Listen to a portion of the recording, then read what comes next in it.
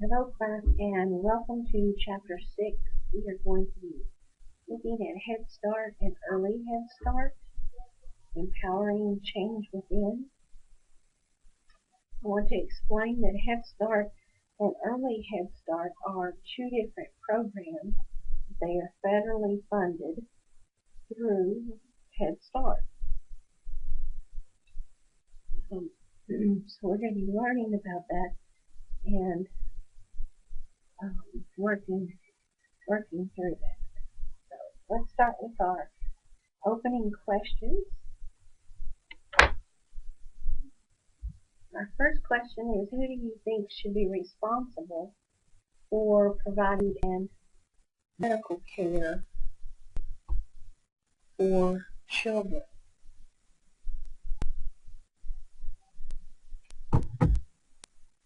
Do you believe that it should be the government, or do you believe that it should be the state, or do you believe that it should be the parents, or a combination of all three?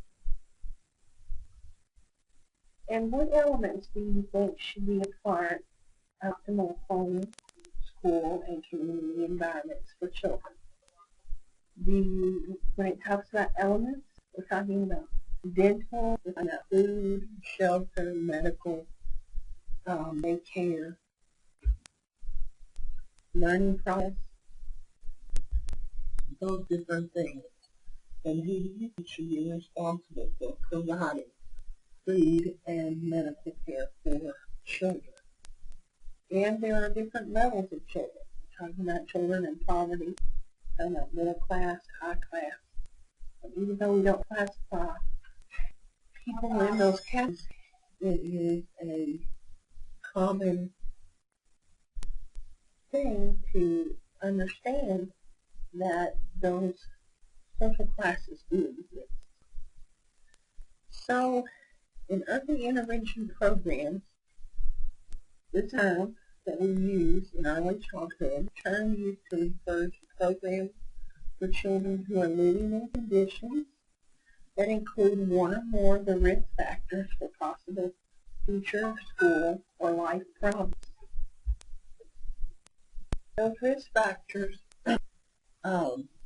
contribute to what the child's going to look like when they are in 4th grade, 8th grade, and beyond. Now, why did I pick those specific grades? Because when you look at educational data, those are the milestones the data is pulled from, and each state takes the amount of present that they will need in the future. They base that on 4th grade reading school across the state, and that's how they project. So the overarching goals of early intervention programs provide developmentally appropriate, stimulating, individualized learning experiences that foster social and literacy skills and comprehensive health services for families and children living in poverty and with disabilities. And that's what we call early intervention. Now, early intervention is from 0 to 5.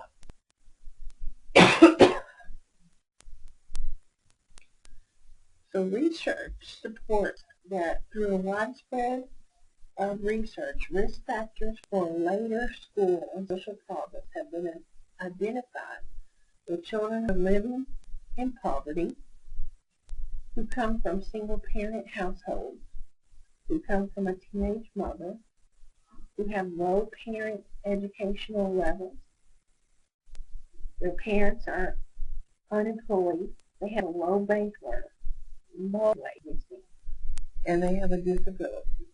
Now, when we talk about the word disability, let's think about that a little bit. A disability is anything that causes a delay in the milestone as far as we're concerned in early childhood. A disability is not a walker and blah, blah, blah. It can cause a disability, but anything that a child, when they're not on their milestones and they're not going on that continuum that we talked about last week with PJ, then that is considered disability. So there's several influences that go around this. First is the equality movement, which says there's equal opportunities for all races. We know that from the 1960s segregation, and then that came equal opportunities for all races.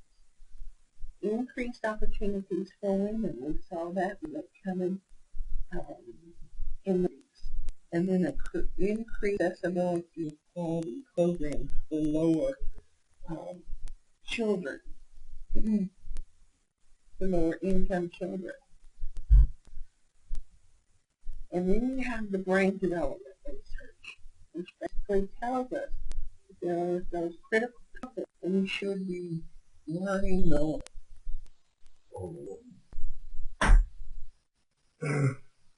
From 0 to 1,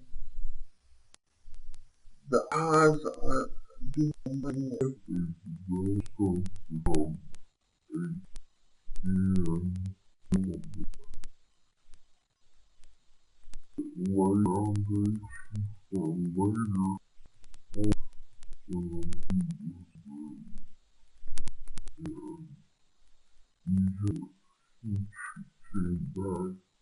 after having left when she was still carrying the time she was gone.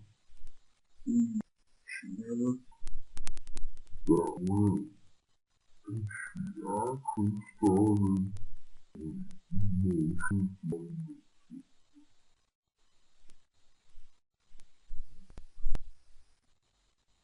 so support at the government level. How do you feel about that? Recognizing the need to empower lower-income families, President Johnson developed what War on Poverty initiative, which was basically funded, and it went across the United States. In 1965, the project had started actually began. You remember in 1965, it had just come out of Kennedy had just been killed in 1963, and the United States was wanting a new face, but Lyndon Johnson actually was the president, and little did we know we were getting ready to go into the war, the Korean War, actually. Not Korean War, Vietnam War. And so the nation was in a lot of poverty. In Kentucky, I'm sure there was a lot of rural farming that was going on. People lived off the land. And so Project Head Start began in 1965. The preschool program and the health services for families qualified as low income, and that becoming based on what we call the Federal Poverty Guidelines. And like right now, I believe we're at 1% in Kentucky. I believe that's the one. So what happened with Project Head Start? Well, Head Start is a comprehensive program.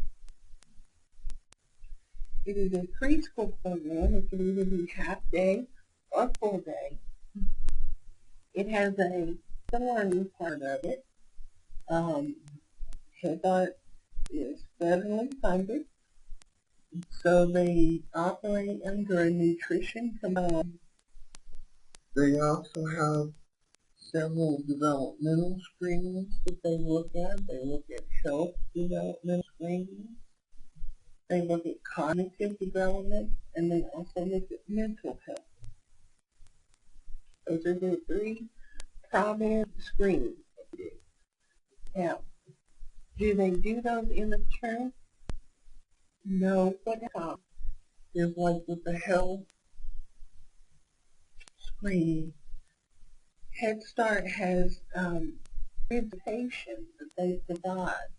So they will actually go and pick the parent up with the child and take the child and the parent to the health provider and then get those results. And a lot of times they will work with the healthcare provider and pay for those services. Now, cognitive development screenings are done in the classroom, and they use several different screenings. One that they use is called the class, and another that they use is the class screen as well. Mental health part, and again, the parents are extremely involved in all three of these screens. Then they have the health, they have the health services that are provided in the baby. So like I said, they do coordinate and mental health with them. Last, we have a parent and community involvement where they do home visits and provide a lot of family communication. Families are extremely important in Head Start. And I will tell you another component of Head Start that I find very interesting is that when the families are out of jobs, a lot of times Head Start will hire families, encourage them to go to school. The program details are this. We have objectives and guidelines abroad to allow maximum community integration. Annual funding talks about $6.8 billion a year. And I just got an email the other day, Community Action Council Executive Director Malcolm Ratchet. And I can't remember what that funding was, but I will definitely get it in the next couple of days. They serve, in 2008, they served over 900,400 children annually. Can you imagine all these children that have been deemed as one of those risk factors? That's how many children we have in the United States that need Head Start. In 1972, they did their services to include children with disabilities. And they expanded it to include birth to 3 years, and that's when we got early Head Start. That was the birth of what we call early Head Start. The early Head Start is 0 or birth to 3 years, and Head Start is 3 and 4 years old. So their broad mission, in addition to preschool and wellness services for children, Head Start programs also support and they work with the community.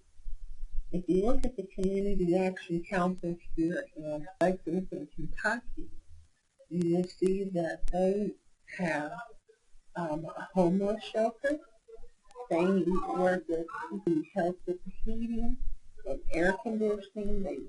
In the wintertime, they give money for heating bills. In the summertime, they pass out fans. They have food pantry. They're involved in so many things because part of hitting poverty is basically taking away those extremities.